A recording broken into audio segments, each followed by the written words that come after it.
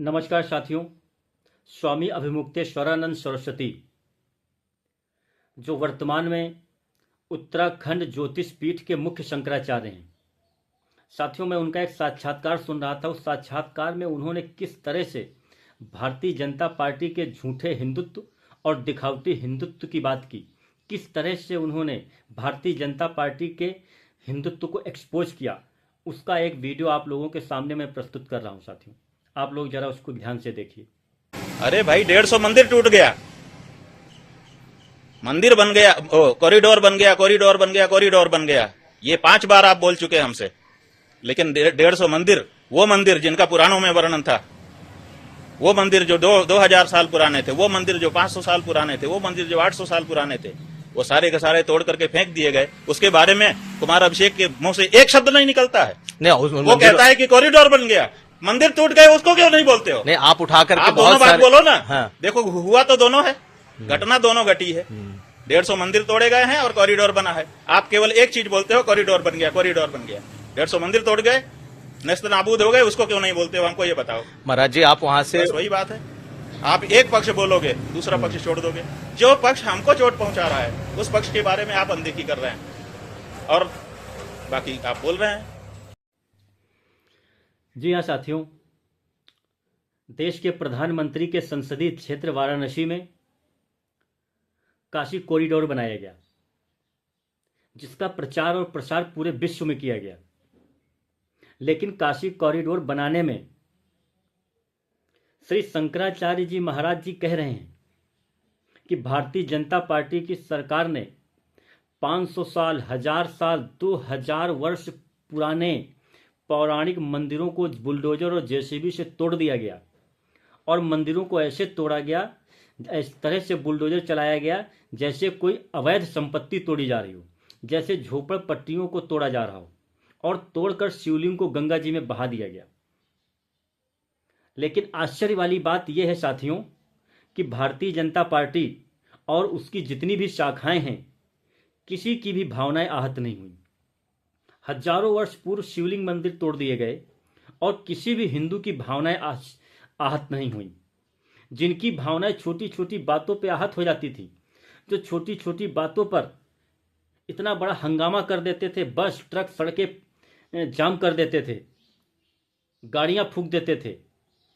सवाल यह है कि सैकड़ों वर्ष पुराने मंदिरों को तोड़ने के बावजूद भी किसी की भावनाएं आहत क्यों नहीं हुई?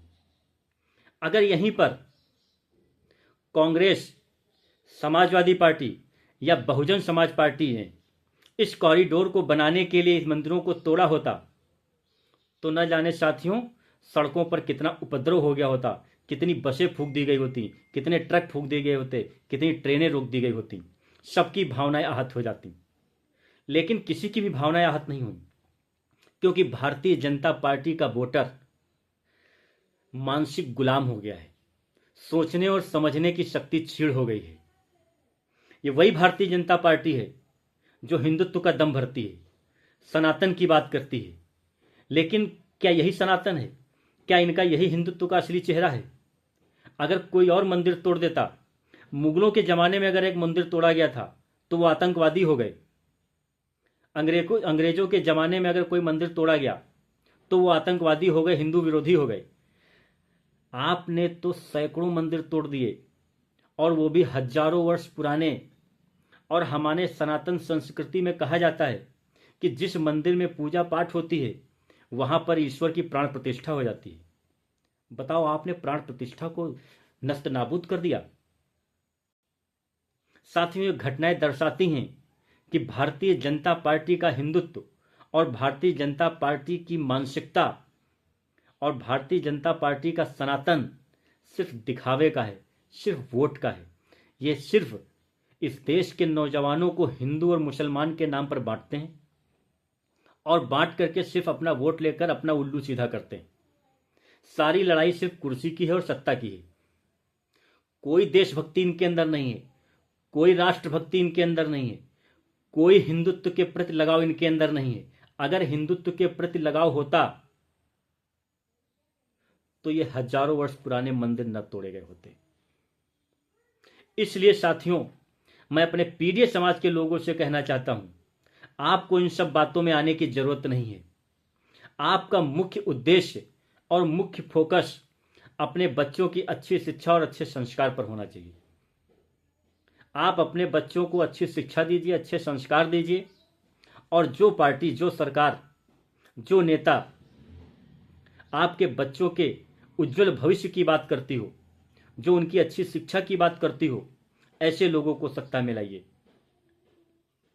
आप इनके बहकावे में हिंदू मुस्लिम में आने का नहीं है, क्योंकि इनका हिंदू और मुस्लिम पूरी तरह से एक्सपोज हो चुका है।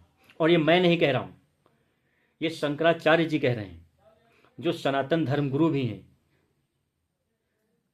धन्यवाद साथियों।